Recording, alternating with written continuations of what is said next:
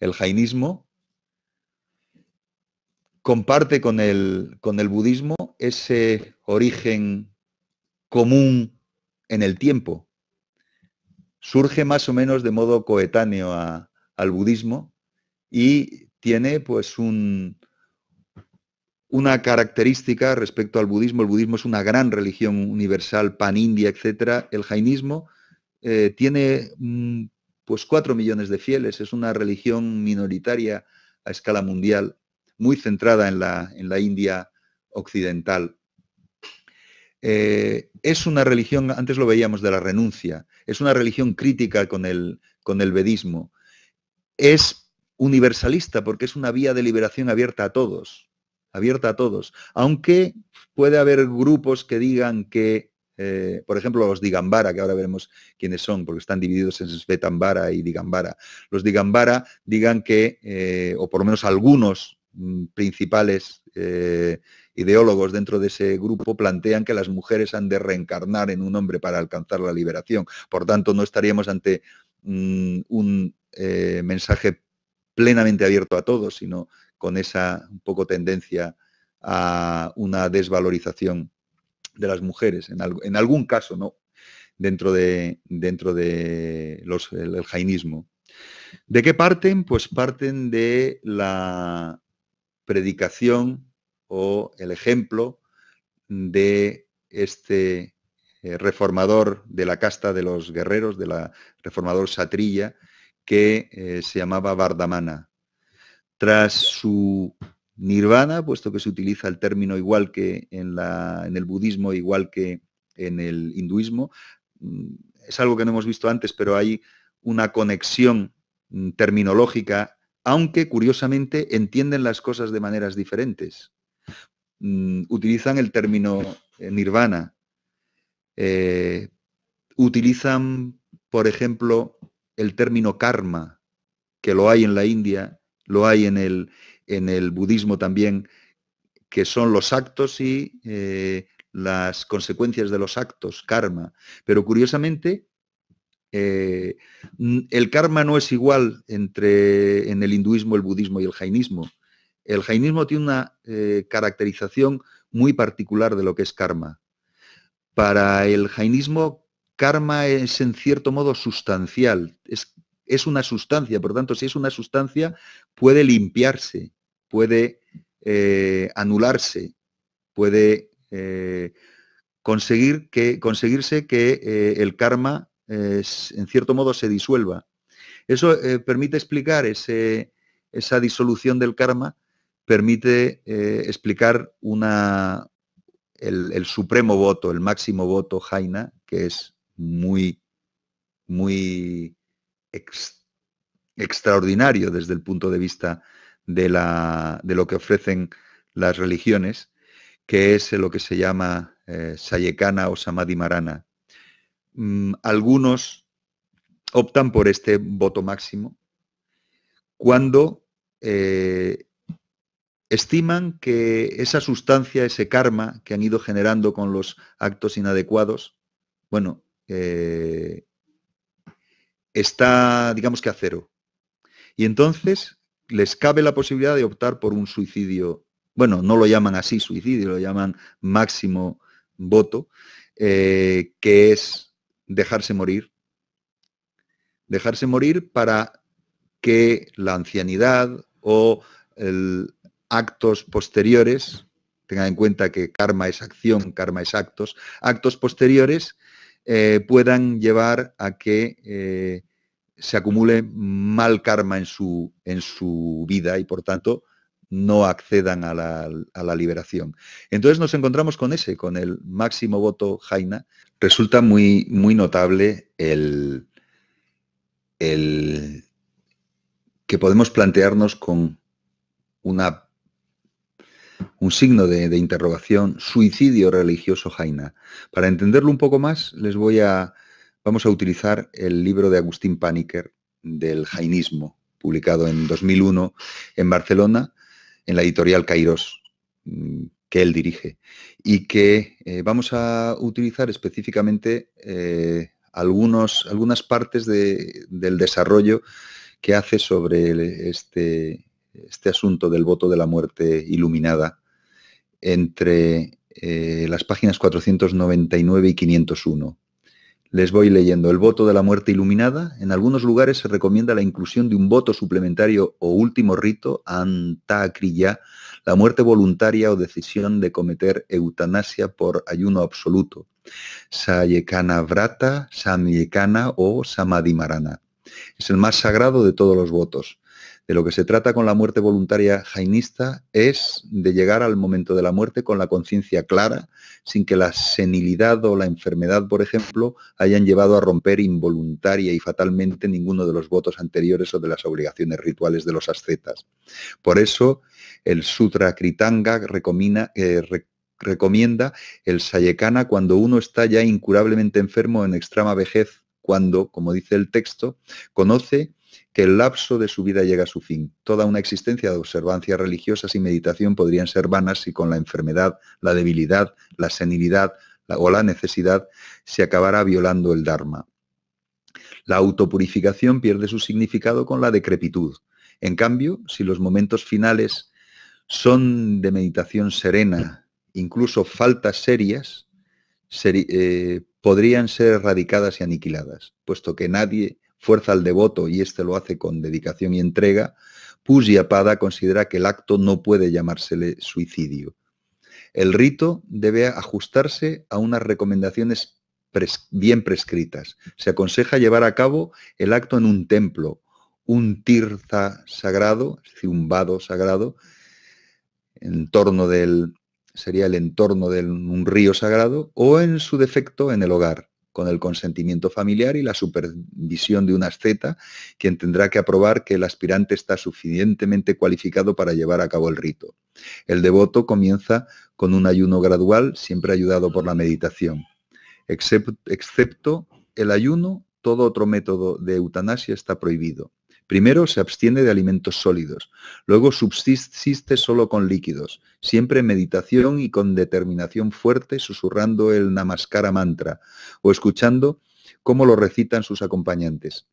Ningún deseo de alcanzar los cielos superiores, de ganar mérito religioso, de tener una muerte rápida, debe enturbiar el rito, pues eso no sería sino otra forma de apego y por ende de suicidio. Realizará las confesiones de sus faltas y a continuación la práctica del ayuno se lleva a su conclusión lógica y dejará de alimentarse completamente. Finalmente llegará la hora de la muerte en meditación, samadhi marana, que es como se prefiere llamar al acto en los textos. El sayekana es un voto muy recomendado para los ascetas. De hecho, muchísimos ascetas moribundos optan por tomarlo en sus últimos momentos. Pero por la epigrafía y los mausoleos erigidos por los fieles sabemos de miles de ayunos absolutos de ascetas que estaban en perfectas condiciones. El rito puede sonar fuerte más a alguien crecido en la cultura occidental, que tradicionalmente no ha aceptado la muerte voluntaria, pues nadie, salvo Dios, tiene derecho a dar o quitar la vida, y que posee un verdadero terror por la finitud. Para los occidentales, la muerte es la extinción de nuestra individualidad. La muerte es la terrorífica puerta de la nada. Por tanto, quitar la vida en la cultura occidental, esa cultura alimentada por la escatología judeocristiana, no es aceptable y se ha optado por la vía opuesta, por prolongar a toda costa y con los medios que sean necesarios la vida de los enfermos terminales. Pero en la India y en la comunidad jainista en particular, el hecho de morir posee otras connotaciones y su actitud es diferente. Por un lado, Dios no interviene en el asunto. Por sus concepciones del karma y la naturaleza del jiva, del espíritu, el jainismo considera que la persona es responsable de su destino. Su posición ante cuestiones como la de la prolongación artificial de la vida es claramente de no interferencia. No es que los orientales se muestren impasibles ante la muerte. La muerte desencadena siempre una angustia emocional. Sin embargo, la angustia existencial está ausente. La pérdida del ego no deja de ser a lo que aspira el jainista. El jaina convencido de la inevitabilidad de karma no tiene miedo a la muerte. Como pueden ver, esta cita de Agustín Panikkar nos permite reflexionar sobre la diversidad de los imaginarios relacionados con el momento del morir que ofrecen las religiones y las diferentes formas de enjuiciar un acto de violencia religiosa como puede ser el que estamos aquí viendo del jainismo, pero por otra parte nos ubica el planteamiento dentro de la religión de los jainas, nos lo ubica en su caracterización como el máximo, el ritual más poderoso, el ritual último y más fuerte, podríamos decir. Resulta extremadamente interesante en relación con la idea del karma que tienen los jainas y esa idea del karma caracterizado como una sustancia que puede ser progresivamente anulada hasta su completa un completo equilibrio y que, por tanto, permite plantear la vida de una manera muy diferente a como ocurre con la noción de karma en el hinduismo, como ocurre con la noción de karma en el budismo, en que no es una sustancia que pueda ser limpiada, no tiene esa mayor materialidad que es lo que encontramos en el caso del jainismo. Por tanto, resulta mucho más difícil tener la seguridad de que se ha llegado a un punto de disolución, podríamos decir, de las formas de karma más negativas. El jainismo en este punto se nos presenta como una propuesta religiosa un poco excepcional y que desde luego plantearía severísimos problemas si la sacáramos del ámbito de la India. No podría hacerse un rito de este tipo de ayuno absoluto en nuestras sociedades, puesto que resultaría inaceptable, sobre todo si se hacía público o si se ponía de un modo público, si se evidenciaba de un modo público. Y eso nos lleva a ahondar un poco más en cómo el jainismo, por sus posiciones tan, podríamos denominar casi radicales, o sí, radicales en relación con algunos asuntos, la himsa y en este caso con el tema de karma y muerte, llevaron a la dificultad de que se convierta en una religión con muchos seguidores, puesto que es posible que tenga un nivel de exigencia demasiado alto para que eso que, por ejemplo, en el budismo se llaman medios hábiles, que es la capacidad de adaptar los discursos a los contextos determinados, a las personas y a los contextos sociales determinados, ese elemento que es tan característico del budismo y que le dio tanta capacidad de adaptación incluso hasta en el presente, pues en el caso del jainismo no lo tengamos, todo lo contrario. En el caso del jainismo sea justamente una traba a su expansión numérica mayor. Estábamos hablando de Vardhamana, que tras su nirvana lo llamarán Mahavira, que quiere decir el gran héroe, o Jina, que es de ahí. Jina quiere decir el vencedor. ¿El vencedor de qué? Pues el vencedor de las constricciones de la vida común. Jina, de ahí viene Jaina y de ahí viene jainismo, ¿no? la palabra.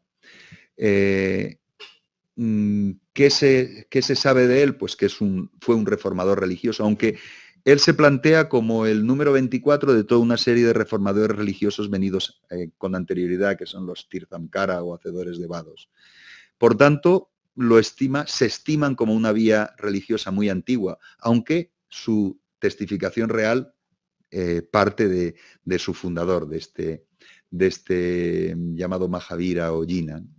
Desde el año 79 están divididos en dos grupos, los vestidos de blanco y los vestidos de aire o desnudos, es decir, los Svetambara, vestidos de blanco, y los Digambara, vestidos de aire o desnudos. Algunos plantean que estos, ya saben que o recordarán que los griegos, en el contacto con la India, hablaban de unos que llamaban gimnosofistas o sabios desnudos, ¿no? Algunos han dicho que quizá fuesen jainas, podrían ser de hindúes, hinduistas, pero algunos plantean que pudieran ser jainas. El jainismo, una de las características, así muy rápidamente, y les vuelvo a insistir en que lean el libro de Agustín Panikkar si les interesa, porque es un libro que incluye una enorme cantidad de datos. Dentro de este planteamiento rápido y muy centrado en lo que cada una de estas religiones ofrece a la hora de pensar la historia general de la religión, nos encontramos con que el jainismo, además de este voto extraordinario, que es el voto de la muerte iluminada, ¿no?, del Samadhi Marana, tiene un desarrollo muy interesante del concepto de ahimsa, o sea, de no violencia, del concepto de no violencia, que lo hay también en el hinduismo. En el hinduismo, uno de los pensadores de la no violencia más conocido fue Gandhi, pero en la India la mayor sistematización del concepto de ahimsa probablemente son los jainas los que lo desarrollan, ¿no? ¿Por qué tienen una idea tan radical de ese concepto de ahimsa? Pues porque permea su vida diaria. Y quizá es lo que permita explicar la dificultad de que el jainismo tenga grandes cantidades de adeptos, porque exige una práctica de vida que incapacita para muchos trabajos, porque entienden ahimsa como una negación de dañar a los seres vivos. Por tanto, no pueden ser agricultores ni profesiones que impliquen la posibilidad del daño a los seres vivos.